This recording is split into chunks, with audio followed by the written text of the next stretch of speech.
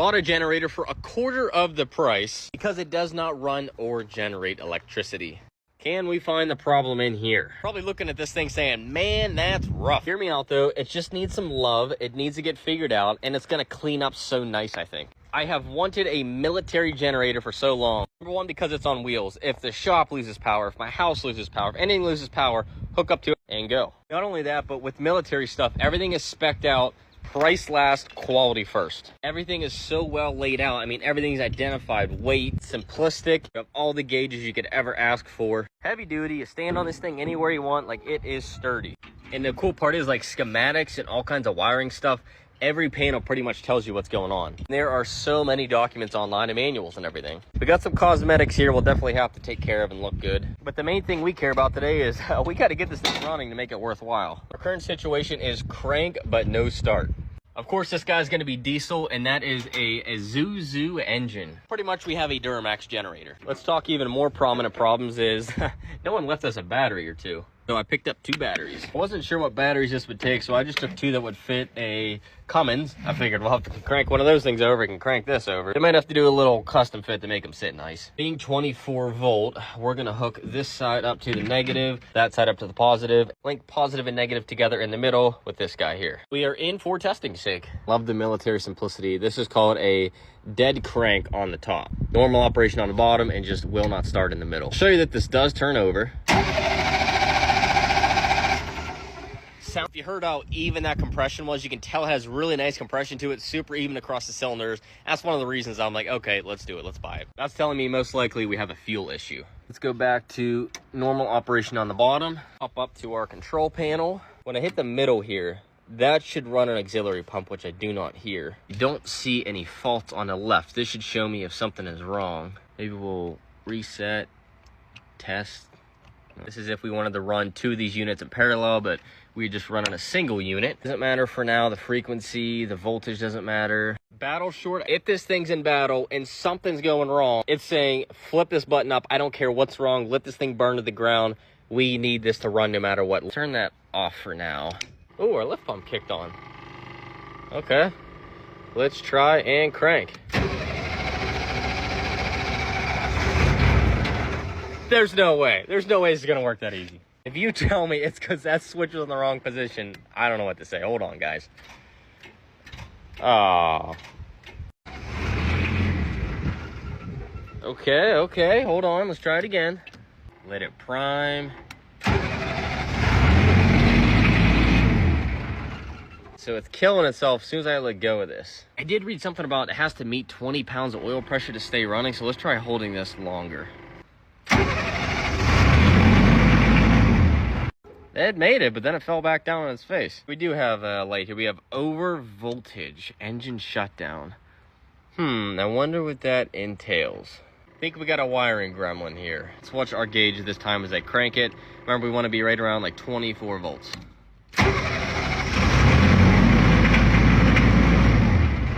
Yep, over voltage. Given this is intermittent working here and it's saying over voltage, I'm guessing we got some wire that either rubbed through or a relay that went wrong or something like that. So let's crack this open and see what's behind door number 1. Don't know what overspeed reset is, but I hit that just to reset whatever I just reset. Let's try it now. Nothing. Battery charger fuse. See, I can never tell if those are good or not. Yeah, after I just got done saying how simplistic they are. Now, this part isn't exactly simplistic because they're all white and all the same. But let's do the basics first. Let's check for any rubs, breaks, anything like that in some of the wires. Even just some corrosion. This being intermittent, the starting here makes me think, and with the clicking, we should go troubleshoot where this goes. Okay, moving some parts around. This wire just fell out of here. And now our lift pump's stuck on constantly. Don't know if that was good or bad. Let's see. Change nothing. For now, I just have these guys tied together just to simplify this. I don't have the right connections. I'll have to get those. My guess is this is some other type of oil pressure sensor. We just figured out these wires here are what was causing the intermittent crank because I play with them and it starts consistently. Everything off of here and get it cleaned up. That definitely was not in any good condition. Those guys are looking a lot better. Let's get this all back on there. Let's verify we fixed that. So it's working every time now. That's good. Now Jess is gonna crank that, and you have to hold it for it to stay run. What I'm gonna do is probe off the alternator just to make sure that this alternator isn't a problem making extra voltage. We wanna see, I'm guessing around 24 to 20, probably 26. I'd say we probably wanna see 26 volts off the back of this guy. Made 28 volts off the back of this. Now, I would think that's close enough because your 24 volt system, that's within an acceptable range. Into the sea of wiring, I did start dusting stuff off, and we have an over-under voltage relay. Not saying that's a problem, but something to think about and figure out how to troubleshoot that. I do need to figure out, though, is this for the generator or the engine? Because it just hit me. We're working with two electrical systems here. Someone added this. This was not on here originally. And I question if this is an issue. So let's shut all these off. See if that makes any difference. I have to figure out what the heck this all means, because that is just foreign to me. We have our leads, L1, L3, L2, which correlate under here to leads of L1, L2, and L3. Because this guy can actually do single or three phase. Breaker's off. Let's try this again. Yep, same deal. As soon as you let go, she's done. Over voltage didn't show. Hold on, let me try it with holding the start a little longer till we get to 20 psi. Keep an eye over here for the faults. Hey, I thought we fixed that issue. Maybe we should have to restart.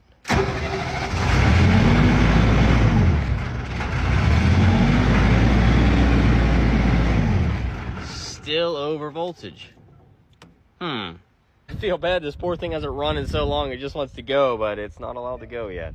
Cool part about these things being so common, there's so many people that have them, and one person was saying online to go ahead, just keep playing with all these wires. And I do see we have a new wire going here, so just loosen and tighten, hopefully the brake corrosion. We'll see if that helps. Hold on a second, I'm looking at this. This piece I thought was supposed to go there. It goes up top, and look at it.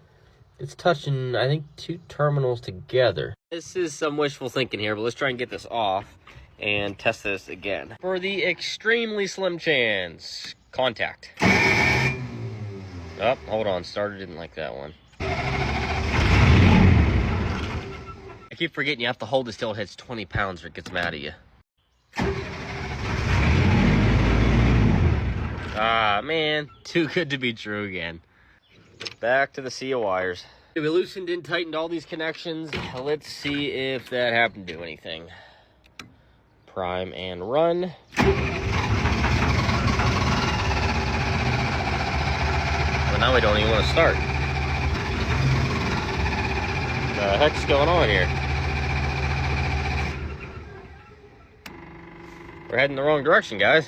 Acting like it's out of fuel, but we have 3/4 of a tank, so it says, right? The lift pump running, we're gonna crack this bleeder, because now we're in my wheelhouse. Now I know about, I can deal with fuel. Yeah, we got pressure there. A little bit of air.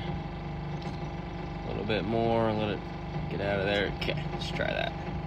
Lift pump came off, I think because it has a pressure regulator. It knows when to go off. Let's see what happens now.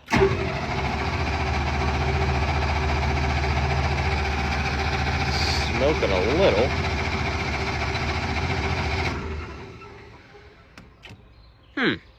So now we got no fuel coming out of here. Which leads us to the shop with this. All of a sudden, the thing wouldn't run. It was starved for fuel, so I went through the fuel system and traced it the whole way back to the tank. Flow of fuel in the machine comes from this tiny little draw straw up through here. Tank ends, we enter this hydraulic line that goes into the fuel housing. Fuel goes in, clean fuel goes out to the injection pump. I looked at this and I'm like, man, I wonder if this is introducing air into the system. Like, maybe not. So we checked this fitting and that fitting. Before you know it, the entire fuel pickup came out. I can't get this filter off. It was just grabbing as tight as it could in this, and the wrench was just ripping the filter apart. But take a look at that filter. Something tells me that's part of our problem. That's nasty, and we don't want that. But what's funny is this is a factory military filter, whatever you want to call it. It had some certificate of service from 2001, so something tells me that that fuel filter's been on there since 01. We're gonna crank down on this guy, and my hope is that we can rotate this housing off of here. Jeez, just, oh, there we go. She's going. Wow, that is tight. Just gotta hope the housing doesn't break in this case. Oh man, she broke free. I had a really good feeling that a new fuel filter housing was in our future. There is the Wounded Warrior in its glory. There's your factory military numbers. So I ditched the hydraulic line. We don't need that for suction. Kind of went a little bougie here. I got nice anodized AN fittings to go on here, to go onto the tank side. 3/8 hose to go ahead and replace this, and we'll do barb fittings with push lock. Other than that, I'm gonna stand still, but I got a whole list of filters because I think this bad boy's gonna run. It's gonna be worth putting the time and maintenance into.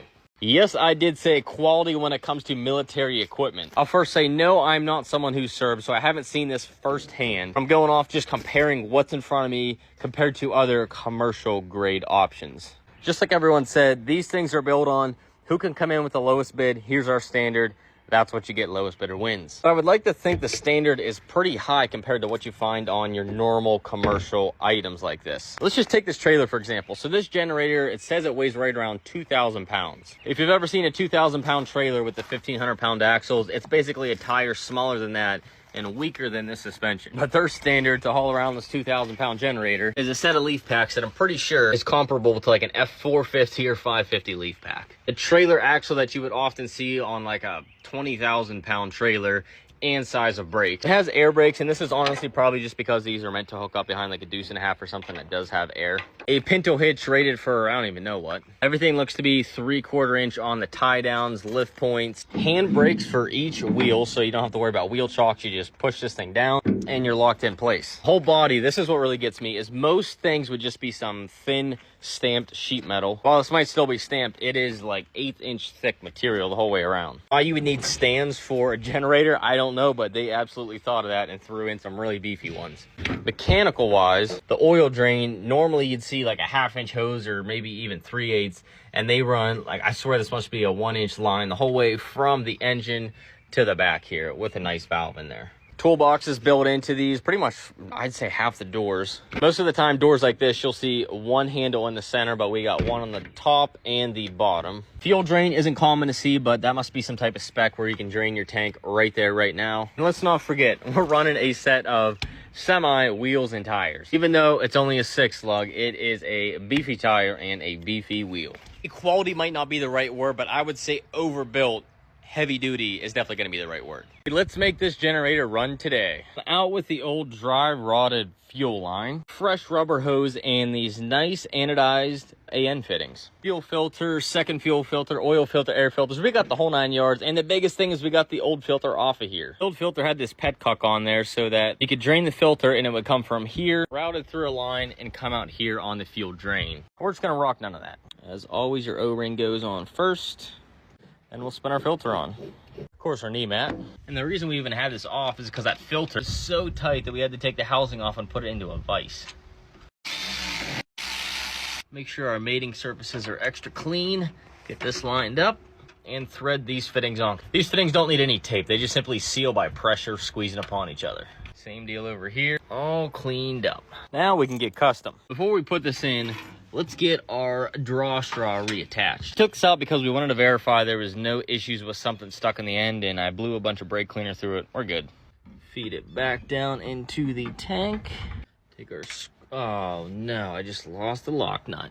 Anyways, take our screws and start finding the magical hole if I can.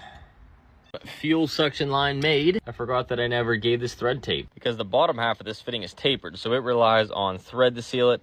This relies on that sealing surface. Back to the truck toolbox. We did tape and sealant because the littlest leak inside of here and the smallest introduction of air will actually cause this thing not to want to start, to give you hard starts. So we don't want to have that problem. Now we can slip our new fitting on. You might be looking at this thing going, why is that thing so long? It didn't need to be like that. In case we have to splice a lift pump into here. Because what I found out from you guys, let me say the comment section has been so incredibly helpful. So thank you for those guys recommending things. What I thought was a lift pump click in here is actually an auxiliary pump that feeds off of this fitting right here. External fuel supply is, say I got a 1,000-gallon tank sitting right here. I just run a little 3/8 line up to this fitting here, change my control switch to let the generator know that, and now you are not limited to the fuel tank underneath the machine. Just gotta pump this primer 6,545 million times. This is where the electric lift pump would have been nice because I would have just turned it on. It would have done this job. We'll just say that as a last resort if we can't get this thing to bleed out. That was pretty quick. Very nice. Close this guy up. Ah, man, I forgot about that fuel filter right there. It's gonna be my best attempt at trying not to make a huge mess here. We'll let this drain, and hopefully we do not fill up this bowl. Got our filter and diesel. Center section. Old filter. Actually see a good bit of water sitting down on the bottom of that. But it did its job. Clean up our bowl, drop our first O-ring in there. Filter goes next. Now we can stick it all back in there like so. Hold on a second. I think I forgot this guy right here. I think it went spring, washer, rubber washer. Then our filter goes on. And wash. And gasket. If you service these things all the time, I bet that's the filter you least look forward to changing. Lastly, our little bolt here with the crush washer as the drain. Air pockets are the enemy to this thing. We know we have all the air out to this point and should have fuel the whole way up to here, and we just drained that. Looking at this fuel filter housing, we have fuel coming in. That's what we just touched. We have return fuel coming off the top of the injectors that goes to this port, and that feeds back to tank. Lastly, we have this guy, which would be the outlet of this filter housing that goes to the injection. So we'll crack our outlet here, open that, spin it loose a little bit. Now we go back to pumping our life away until we see fuel fill up that and then inevitably come out of that fitting. You want to work out for your thumbs, man. This is it. Oh, there we have it. Got some air bubbles going. Get those air bubbles out. A nice flow of fuel. That's what we want. Tighten her back up and snug. A few more pumps to help our pump out, build some pressure. Now it's getting nice and firm, which is what we want. Take this off no crank. Normal operation. Fingers crossed on this one. Again, last time I was in here, I was playing with some stuff back behind here. So with these, over voltage didn't show up. It either didn't run long enough or we fixed it. I don't know. We're about to find out though. People mentioned turn the frequency and the voltage all the way down. We'll see if that helps. Keep it out of parallel. Go run and prime. Contact.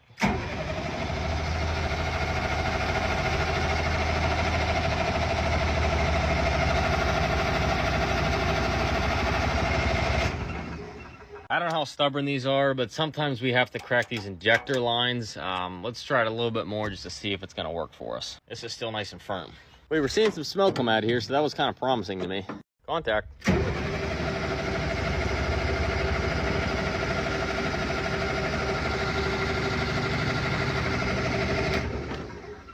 Now I think we're going to crack some lines here. Okay, we got 2 of the 3 crack free. What we're looking for is some fuel to drip around the edge of here on all 3 of these. A little bit on that guy, a little there, and nothing there.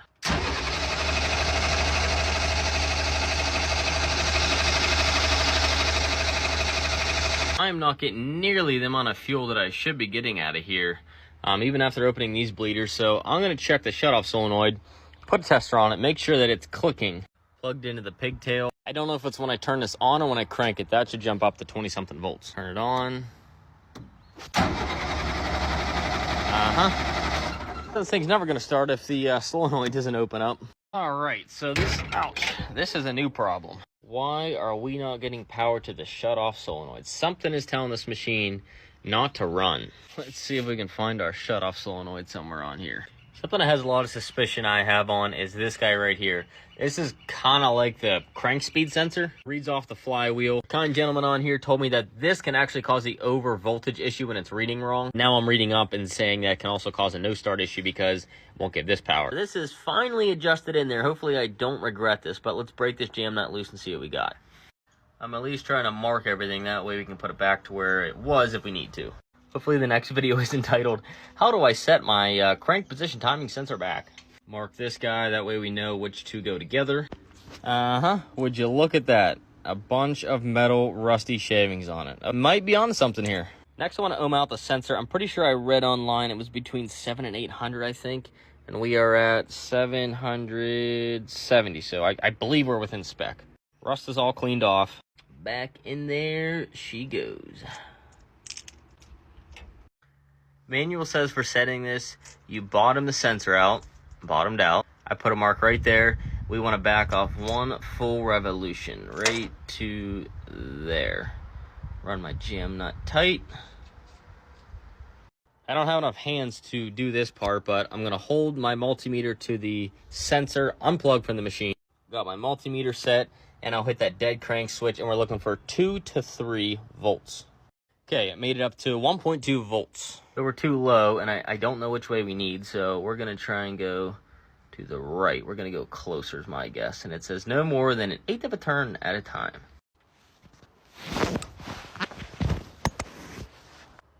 Contact.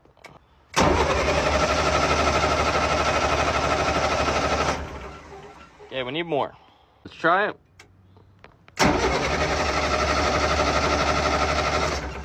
Perfect. Now, we don't know if that was the problem or a problem, either one of our problems, but at least it's right now. Back into our shut-off solenoid, meter changed. Contact. Well, that's still not good. Well, I hate to do it, but batteries are getting dead. It's getting dark out. Time to do some more research and hopefully some more good suggestions as to why that shut-off solenoid is not getting power.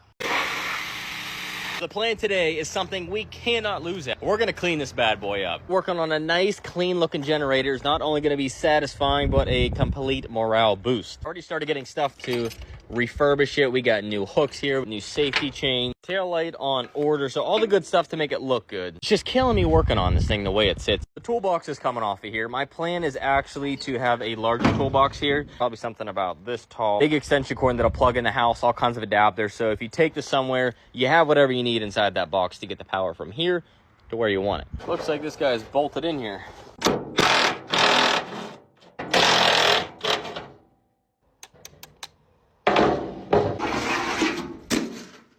Next up is a walk around to make sure all of our latches are tight. That way we minimize the amount of water we get inside of here. First thing we're gonna do is hit it with this very concentrated degreaser. Now this plug is beyond its time, so I'm not worried about this. We're going to end up replacing this plug anyways. This one's gonna be a good one to see come out. I have a feeling that's gonna clean up nice. Just like paint. Also gives us a chance to try out the new pressure washer setup.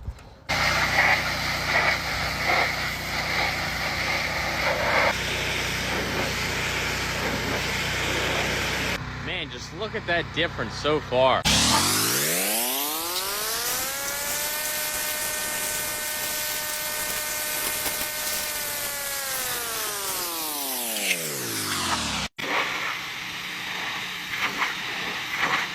Look at that difference. That is just so satisfying to see that come off of here. And here's something that's really cool. Right here, just regular smooth paint. But whatever they put here, it's like sand mixed in with it or something like that. I thought it was like that, but I also thought it was just dirt. So that way, where you're walking, it's an anti-slip surface. Like up top here, any places your feet would go. Tried to keep the water out of all these crevices and cracks. I think we did a pretty good job. Pretty sure from other pictures, you could see numbers right here on other generators. I'm guessing that was some type of identification numbers on all the fenders, and they just spray painted over it before it went to auction probably. This one looks like E360. If someone knew what that meant or where this thing was, that would be the coolest thing ever to know that. Looking at the shadows here, you can kind of see the same thing, 60. So I'm guessing that's the number, E360. The other real satisfying part was how this was all full of diesel because this guy was leaking. Perfectly nice and clean. Took a couple times a degreaser, but we got it really clean. Same thing under here. This was all covered in degreaser and grease, and eventually that became clean. Now we can't just end this video not doing anything at all. One thing I do want to double check because I charged the batteries up. I want to revisit that speed sensor right there. Cranked it last. The batteries were kind of on their way out, and I'm sure the speed at which it's cranking has a variable. So I was getting like 2, 3, like around that range it should be. Thought about it. I'm like, I don't want to leave anything to chance. I hate leaving little things where you second guess and you're like, ah, man.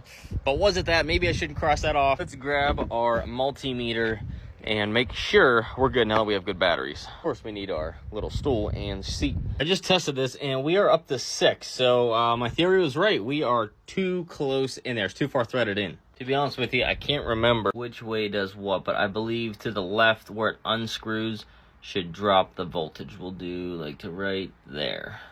Tighten that jam nut by hand. I need 3 hands to do this, but let's see what we got now. 4.3 if you saw that. Need to lower it a little bit more. Again, we're looking for 2 to 3. Closer to 3 is better.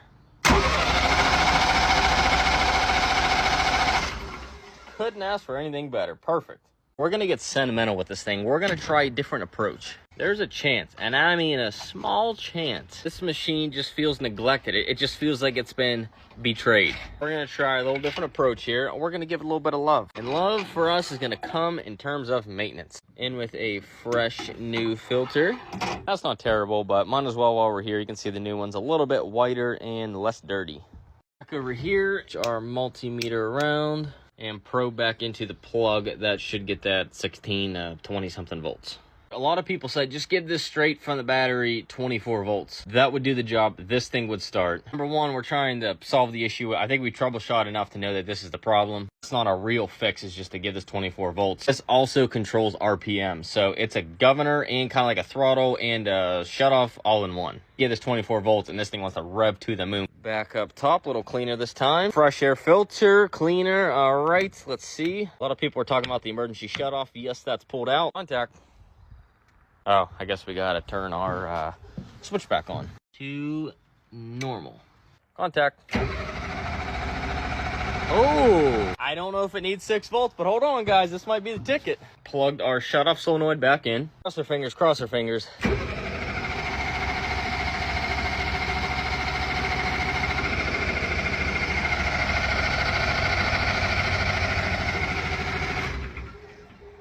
All right, maybe I jumped the gun there. Let's double check that voltage was correct when we were cranking before.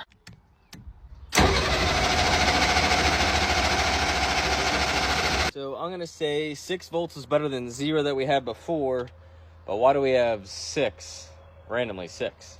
People said check fuses. We checked this one. We checked the big one in the back. This guy is not pushed out. Looking in here, I just found this. It says circuit breaker relay push down to reset. I don't know what this is for, but let's push it down.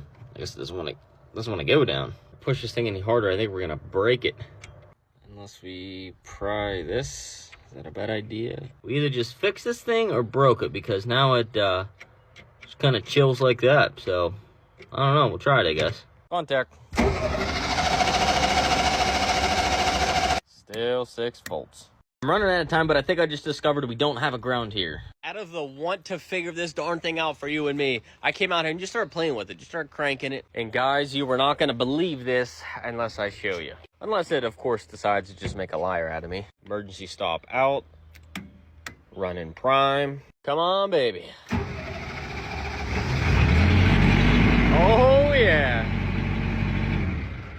Like a miracle. Basically, we're back to where we started because we're back to an overvoltage code, but I was just so happy to see this thing run again. Someone actually did the research and sent me some info that we can test some wires back into here and basically tell if we have a shorted box or wires is the next step. The only downside of when we're checking voltage on wires, I usually need 2 hands to hold these 2 leads. We're headed back here to the voltage regulator to solve our overvoltage issue. Imagine that. Before we do this, let's double check. Yes, we're in the off position. Almost forgot an essential tool. The kneeling pad. The screwdriver. Okay, now we're looking for terminal 5, which is this guy. We are actually going to remove the wire. So we'll unthread that. Pull this guy out of here. I don't like the amount of corrosion on all the stuff inside of here. Actually, if we use one of these clip leads, I can use my hand to record it. What we're testing for is resistance of the wire, and I believe this is actually traveling through a circuit. So if I touch this together, we get a noise and it tells us, okay, yes, we have continuity between the two. We know the wire is not broken. We have our clip on here that is holding on what was terminal 5. Now we're gonna probe on terminal 4 here. We should see a reading, and we're seeing nothing.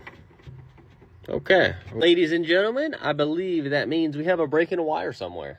Now, I don't know about you, but I don't really want a 95,000 part series of us trying to chase every single one of these wires and Mark spending his whole summer trying to put this all back together. What I say is we find out where number 4 needs to go to, find out what area that's in, and run our own wire. So basically, we're going to cut and make the wire that's in there dead, so to speak, and then we can just go ahead and have A to B. We know we have a good connection. I'll route it as clean as I can, but we got to find out where that thing's supposed to go. Tell you what, though, the military must not, or at least the person who made this, did not have a shortage of zip ties, because every single wire is tied up tight. I'm going to do a certain degree of cutting and just kind of following and tracing this wire until it gets crazy complex, and I might just go to looking at the schematic here to try and figure that out. We're getting somewhere. We found out it goes down into here.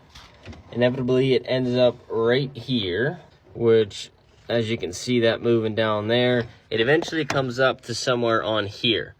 We just got to keep cutting away and just wiggling to find our way. This guy, he is the one. Now let's see where exactly he goes.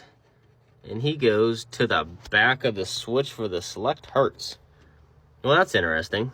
More confirmation you can read there. It says 137A, which is the name of the wire that they call out for terminal number 5. So we did chase it correctly. And yeah, there it goes down to the switch. Let's check our connections there the best we can. What we can do now is go back in here, and it's funny, I'm actually using my phone, so you guys are seeing what I'm seeing, to go in the back of this wire. And we know we have continuity there. So we know the wire is actually good from this point. I kind of want to take this switch out of here and just see what exactly is going on behind it a little better. If we get this switch out of there, we can then look on the back and then start tracing where that next wire goes to. Grab this guy, and hopefully there's enough of a loop to see if we can pull this out and see what's going on. Uh-oh, what do we have right here? Looks like this resistor rotted off and fell off, which connects to that, which should complete our circuit. My goodness, guys, I think we just found the issue. Here's what we're going to do. We're going to strip this back here, and then we're going to try and have Jess, she's lovely enough to come here and help us start it, and I will hold that, and maybe that'll be enough to bypass this. So I cleaned up a little bit of fresh wire here. I wire brushed the ohm resistor. So what I'm going to do is try and hold these two together to bridge a connection. Jess is going to hit the start, and hopefully the overvoltage doesn't come on. That's not a long-term fix, but it should say, hey, I think this is our problem. Contact.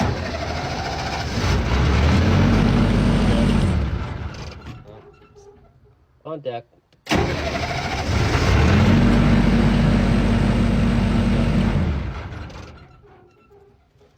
All right, so that didn't fix our issue, but I'm still not convinced, because look at what that resistor looks like. That does not look happy. Now I need to figure out what color that was supposed to be, because the stripes on there actually mean a resistance value. So I got to somehow figure that part out, and then we can possibly wire a new resistor in, because it just loops back into itself here. From here, I'm going to go ahead and find out what that resistor's value is. Purchase that resistor. I think I know what size we need, but I ended up just ordering the whole freaking works, the whole pack here, because this whole pack was like, I don't know, 15 bucks. Like, there's every single one you could ever think of in here. What we need is the 10, I believe it's million ohm, because I believe that is 1,000, and that should be million. We have a 3, now we're looking for a 10. I would assume the value has to be exactly on. I mean, I could be wrong here, but I would assume that's a pretty important step to make sure it's accurate. Here's what blows my mind. This is a 10 mega ohms. That is 10 million ohms. And this one is 3. So 10 million, 3, and they look literally, besides the stripes, you would never know the difference. I don't understand how resistors work, but this is what we need. Now we need to turn this resistor into something that we can put onto that terminal end. Off to the truck, and on top here you will find our electrical assortment. I would say this guy right here is what we're after. So that fork looks too wide. That hook might be the one. Let's see. That is just a little too wide. It'll end up falling out of there. We'll switch it up and use this hook style. That'll fit in there. This wire on the end here is extremely small. It is not made to fit into this. If I had the means to and the ability right now, I would solder this. But to give it the best chance, what I did is actually folded it over on the end. We'll slide that in. This is what we ended up with. So let's go ahead and heat shrink that. Where this guy is headed is going to be on these two terminals. With that installed, the last thing is we need to hook up wire number 5. Someone actually caught me on this because I didn't even think about it. We jumped that little ohm resistor right there. Attempted to start it, didn't start. I felt terrible. I'm like, man, I just would have sworn that would have worked. But someone said, Mark, you never reconnected the wire, you disconnected in the beginning of the video. So you, my friend, whoever you are, you were paying attention. So the hilarious part is trying to find where that one white wire is that I left undone a few days ago. Found it. 137A is this wire, and it's going to go back on terminal number 5. We're just going to leave everything in here loose. I'll at least get this up over here so we're not touching anything. Tuck it out of the way there. Everything is out. We're gonna test fire this before to hopefully get rid of this light. We will at least get this up and out of our way. That way it'll stay up here while we try and start this guy. Sure, none of our tools go flying away here when this thing fires up because it rattles away. Moment of truth. Emergency stop. Out, prime, and run. I'm gonna hold this till it starts. That light should not appear. Contact. I think I let go of it too early. We have low oil pressure, so we have one of the two. That one's easy to fix. I should have held this longer. Take two, prime and run. Contact.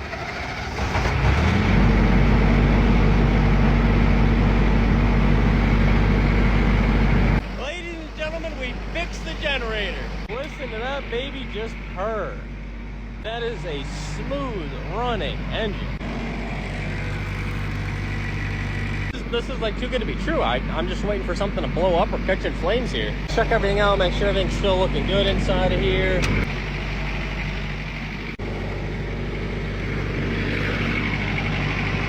Check for any leaks of oil or fuel.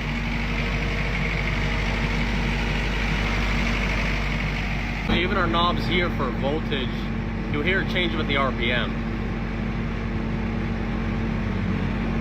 Frequency, this is working too. You can hear this along with the RPM.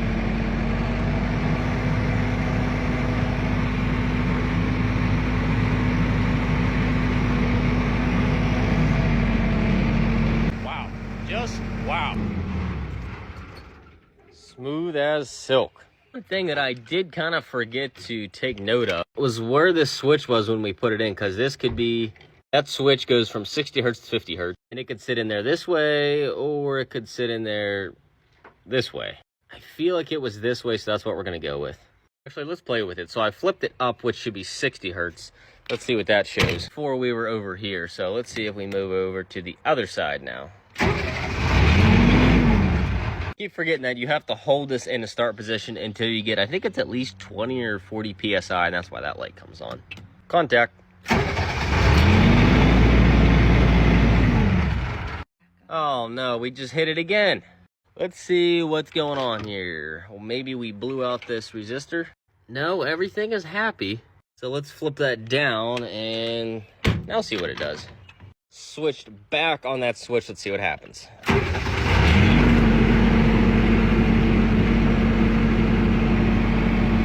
That means we're good, but for some reason when you go to 60 hertz, and I don't know which one, you use on a house, I'll have to look that up. All I know it's a setting, like maybe I'm on the wrong set of leads here, and one of these guys is out of adjustment. I don't know, I had it 120 volts, so maybe someone who understands this part of it can help me out. Something I didn't do on purpose was change the oil, because that's something you want to do when your engine is fully warm, and that way all the warm oil drains right out of there. We're getting there, but I'm going to run this for a little longer, then we'll let that drain. Here's the best part about changing the oil on this machine. It's right here. There's no drain. It literally comes right off the oil pan right here. Take this out with a half inch, flip your valve open, and you're changing your oil. We will, okay, that was really loose. I was going to say break it free, but I guess we already did that part. Take this on out of here. Whoop, a little bit of oil in there. I wasn't ready. Name me an easier oil change than this. The oil too, it's actually nice to smell this. To me, that is extremely clear for diesel oil, which can be good or bad. This stuff doesn't smell like fuel. Sometimes fuel will thin it if the injection pump is leaking internally. But in this case, it just smells like regular diesel oil. So I'm going to assume that whenever they sold this, they must have just changed it or something like that. I was wondering why this was leaking, and I just realized, I remembered that, oh, Mark, that is the drain to the tank. So we need to get that bad boy back on there. Almost done. Cut that off. Clean this back up. And with our plug clean, we will reinstall that guy in there. And this is more or less just in case someone accidentally hit that open, then it wouldn't come flying out the back. Tighten this back up with a wrench. Our oil filter's been waiting for us inside of here. The $1,000,000 question now is, did the last guy crank that thing down there like the fuel filter, or is this going to be somewhat easy? Not a chance I can get that by hand. We're gonna have to bust out these guys. I really like these from Vim Tools because I can squeeze them and then it automatically sizes to what you're working with. So let's see if this will do the job. Come on, there we go. Well, it wasn't as bad as a fuel filter, that's for sure. Now, are you going to leak everywhere, or did you drain back in? Let's see. Oh, perfect. Maybe not. Okay, never mind, I lied. Can't really shove my smallest drain pan in there too well. Guess we'll just have to sacrifice a microfiber here. Unscrew real quick, go, go, go, go, go, go, go, go, go, and flip it over. Would have been worse. I do see a drain here now that I'm looking at this. I read this is for oil sampling too, but I bet it also drains that. A little late on that one. Take some of this oil, run it around our seal. We're gonna at least clean this area up before we put that filter back on. Now we can throw the new filter on. Only thing I see is that is really close to that actuator. I don't think it's touching, but it's close. Now we can do the final touch. 541 hours and 5-15-25. Hit this fuel filter as well. Being a military machine, I know for a fact on one of these doors that's going to tell me oil capacity. Fuel system, lifting, nothing. Wiring, generator wiring. Looks like it was running in 2018 and whatever that means. I can't believe it. Right up here. In case, 6 quarts. We filter up.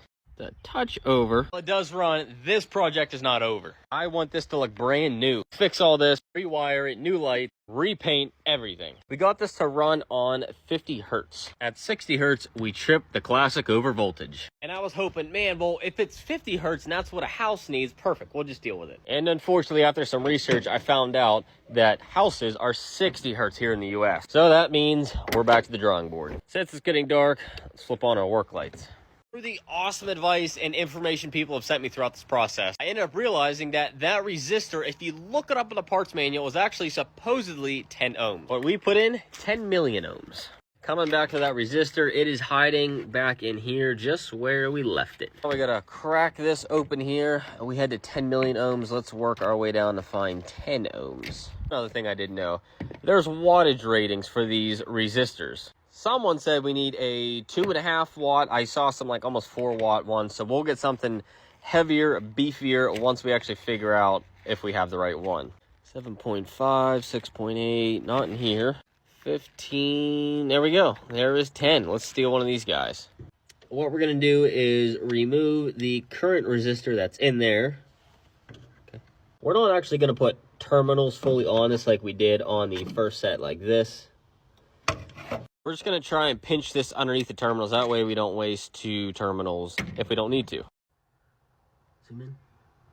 Now we'll take this and just slide it underneath of here and tighten. Okay. Now you can see what we got going on here. We basically just jumped terminal to terminal like we had it without the fancy ends for serviceability. Now, if this works out, I will be absolutely amazed. And the way we'll also know we're in 60 hertz is because instead of the meter being over here, we should be over here. We're gonna flip it to 60 and try this out. Contact.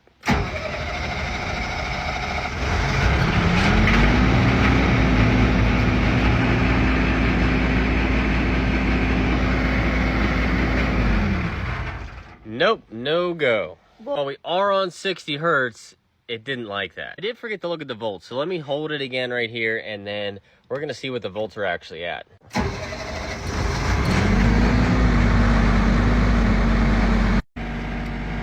I see the problem. Now we're up to, they want to be around 120.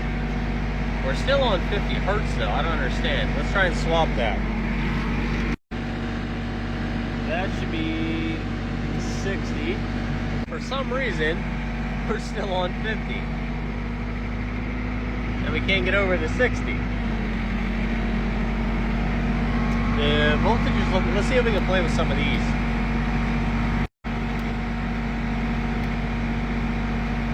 Now we went to 220.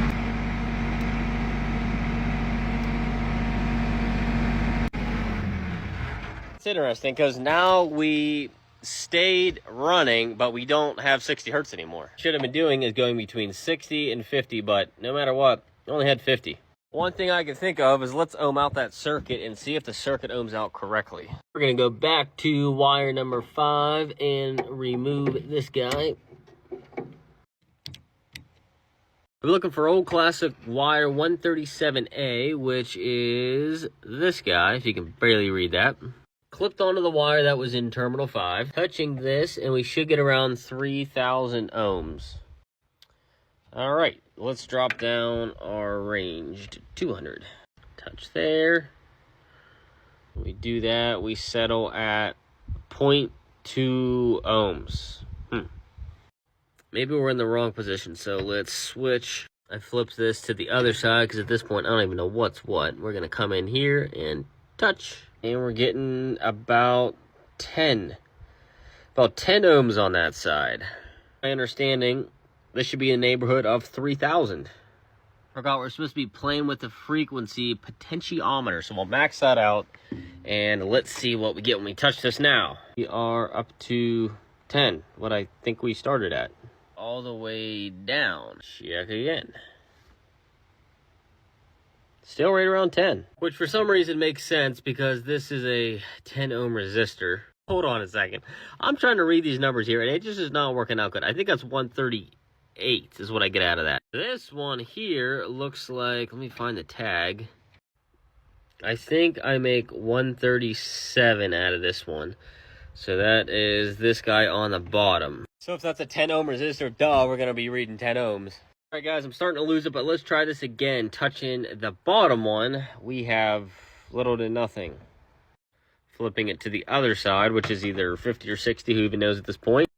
Touching the back side of this terminal. We're still sitting at like 0.3 ohms. Okay, now let's max this out. Come on, show me 3,000. 0.5. Okay. The plus side, the generator runs in 60 hertz or 50 hertz position. The downside is the actual hertz don't change, so to run this house, that doesn't help us at all. I'll show you one more time what this thing's doing, and then hopefully someone can chime in here because I'm starting to lose some hope here, even though I shouldn't, about where this thing is going wrong. Kicking myself in the pants for throwing that resistor away. I don't know why I did that. I'll show you all the gauges and you can see what goes on.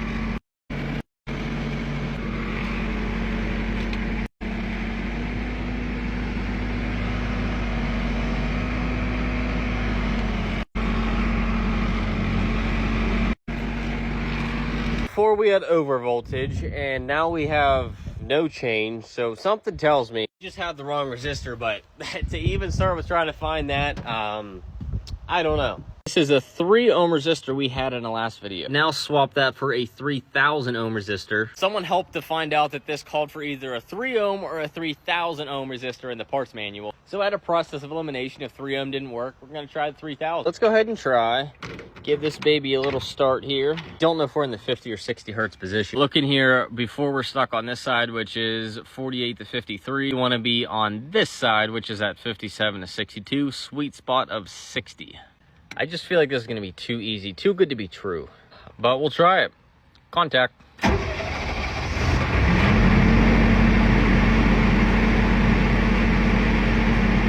I pointed that because until we're over 20 PSI, I have to hold that switch. I'm telling you, this thing just runs like a sewing machine. It is so smooth. Okay, so clearly we're still on the 50 hertz. Yeah, 53 is what we max out at. But at least we didn't have any issues over here. Before we had that overvoltage, undervoltage, you name it, we had all the errors. Take this, slip it to the other position there. Put this back into place here for a second. It just amazes me that this little guy right here stopped this whole entire generator from working. Granted, it's not fixed yet, but that still just blows my mind. And contact.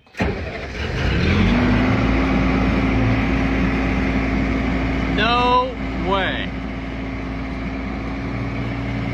There's There's no way. This is too good to be true. Like, I need to stand away. I need like a fire extinguisher because I feel like this thing's just gonna blow up. It's working perfectly. That's not supposed to happen. I'm not gonna lie to you guys. I was getting a little bit hopeless. I was getting hopeless. Because you reach that point where you just beat your head against the wall so much, you gotta walk away from it and just have a fresh mind coming back. Let's go back and make sure we're still looking good here.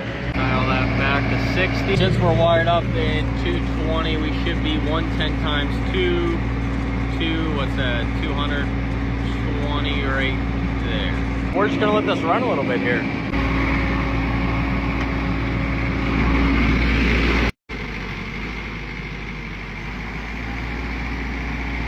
This thing was acting a little weird there, it's kind of fluctuating RPM. I don't know if it got a little air in it or just because it hasn't rained in so long, but it's...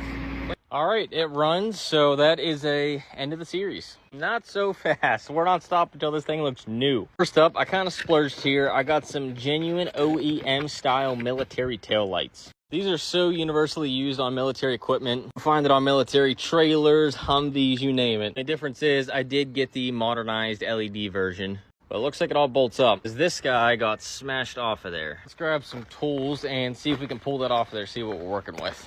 Socket rails and the insider ratchet should be enough. Tight squeeze up into here.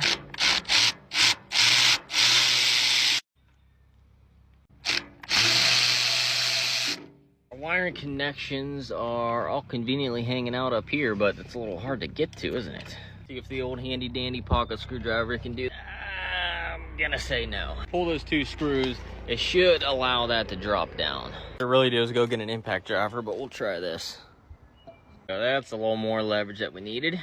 I'm not really getting anywhere, and it looks like there's a nut on the back side of that, so I don't really know how I'm supposed to get in there. Let's see if we can just pry them out of their home here.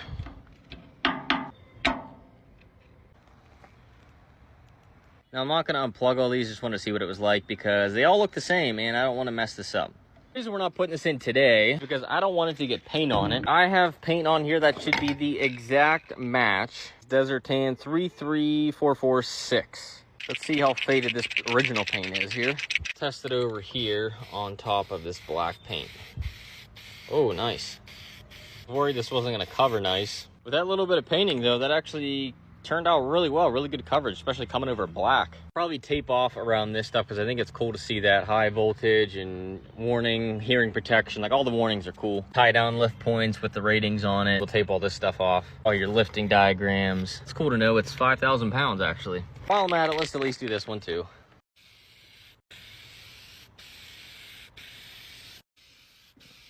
Stuff is going fast. I hope that this is enough to do the whole thing.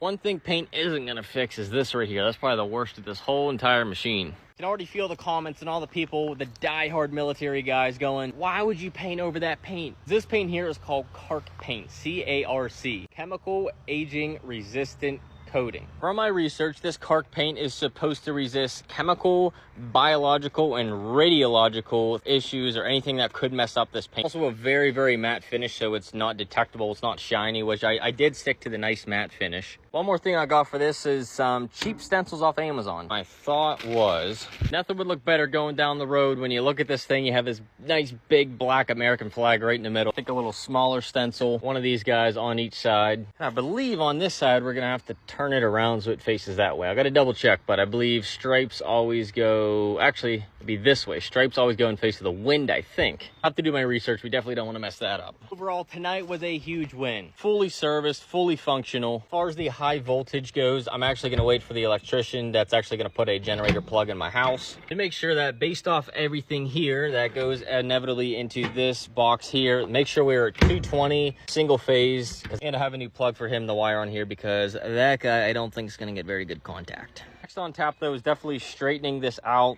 I need to lift this fender up, weld it in place, keep everything off. We'll give this thing one last pressure washing, a quick buff and scuff with the sander. We don't want to sand too hard though, because a lot of this has like a bed liner texture, so you don't slip and fall in here. I don't want to take that off, but we do want to make this thing